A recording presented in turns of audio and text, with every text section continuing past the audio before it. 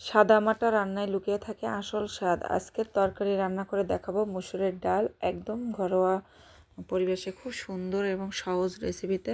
তো চলুন দেখে নিই। তো আমি এখানে ডাল নিয়ে নিয়েছি, মসুরের ডাল পরিমাণ মতো, আর নিয়ে কিন্তু এটা ধুয়ে নিচ্ছি।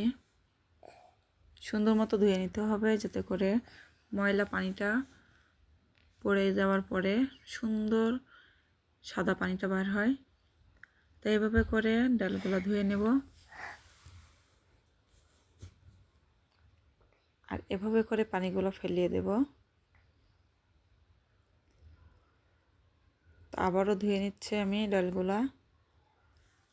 ঠিক এভাবে করে পানিগুলো ফেলিয়ে আমি কিন্তু পরিষ্কার পানিটা যতক্ষণ না বার হবে ততক্ষণ পর্যন্ত ধুয়ে নেব। তো ধুয়ে নেবার পরে দেখেন আমি কিভাবে ধুচ্ছি।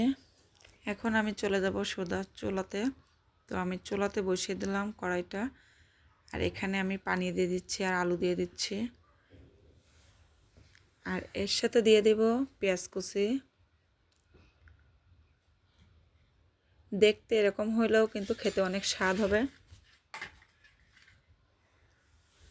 এখন আমি একটু আদা রসুন দিয়ে দিচ্ছি, খুবই অল্প পরিমাণে দিতে হবে।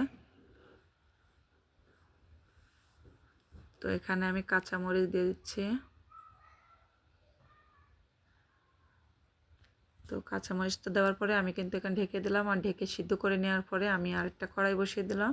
সেখানে আমি দিয়ে দিচ্ছি একটু ফোড়ন, একটু ডাল, লং এলাচ একটু দিয়ে আমি এখানে পেঁয়াজ কুচি দিয়ে দেব তেলটা গরম হওয়ার পর।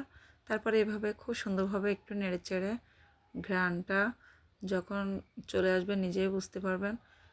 তো আমি তারপরেই এটা ঢেলে দিলাম সেই সিদ্ধ ডালটা।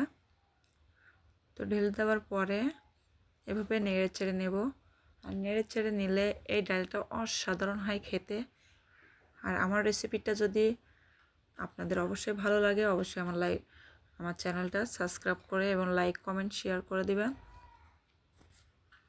পাশে থাকবেন। এবং আমার এখানে যত রেসিপি আছে এভাবে সহজভাবে দেওয়া, খুব সুন্দর হয় টেস্টি খেতে। আমি এখানে লবণ দিয়ে দিচ্ছি।